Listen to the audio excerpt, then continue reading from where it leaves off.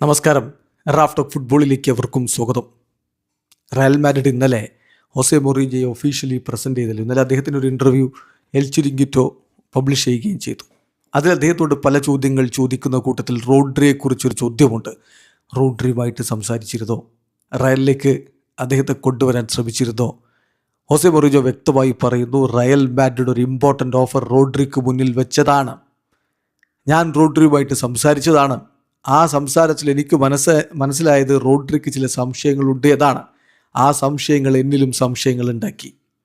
ഇങ്ങോട്ടേക്ക് റയലിലേക്ക് വിളിക്കുമ്പോൾ രണ്ടാമതൊന്ന് ആലോചിക്കുന്നവൻ അവൻ പിന്നെ റയലിലേക്ക് വരരുത്. അവന് റയലിന് വേണ്ട. റോഡ്രി മികച്ച താരമായിരിക്കാം, പക്ഷേ റയൽ മാഡ്രിഡ് അത് ഡിഫറെൻറ്റ് ഡയമെൻഷനാണ്, വേറെ ലെവലാണെന്ന് തന്നെ വളരെ കൃത്യമായിട്ട് ഹോസെ മൊറീഞ്ഞോ പറയുന്നു.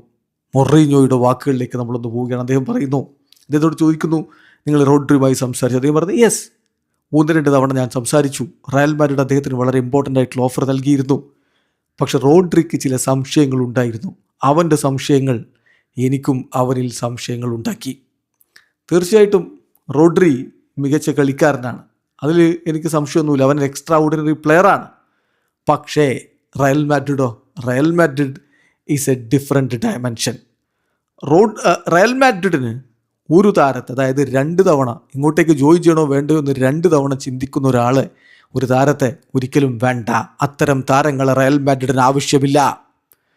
ഇപ്പം ഒരു കോള് റയൽ മാഡ്രിഡിൽ നിന്ന് ഒരു വിളി വരുമ്പോൾ എപ്പോഴാണ് ഞാൻ അവിടെ എത്തേണ്ടത് എന്ന് ചോദിക്കുന്ന തരം താരങ്ങളില്ലേ? അങ്ങനെയുള്ളവരെയാണ് റയൽ മാഡ്രിഡിന് വേണ്ടത്.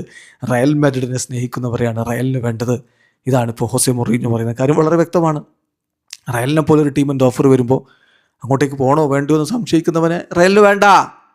ഒരു വിളി വരുമ്പോൾ ഓടിയെത്തുന്നവരില്ലേ? അങ്ങനെയുള്ള താരങ്ങൾ മതി. റോഡ്രി വലിയ കളിക്കാരനൊക്കെ തന്നെ, പക്ഷേ റയല് അത് വേറെ ലെവലാണെന്ന് ഹോസെ മൊറീഞ്ഞോ പറഞ്ഞു. അപ്പോൾ എന്തായാലും എൽ ക്ലാസിക്കോയിൽ ഒരു പൊട്ടലും ചീറ്റിലും ഒക്കെ നമ്മൾ ഇനി പ്രതീക്ഷിക്കണം. പ്രത്യേകിച്ച് ഈ റോഡ്രിക്കായി നടന്ന എൽ ക്ലാസിക്കോ, അതിൽ വിജയിച്ചത് ബാഴ്സയാണ്. പക്ഷേ കളിക്കളത്തിൽ ഇത്തവണ മൊറീഞ്ഞോയുടെ കീഴിൽ തിരിച്ചടിക്കുമോ Real Madrid? Just wait and see. Video അവസാനിക്കുന്നു.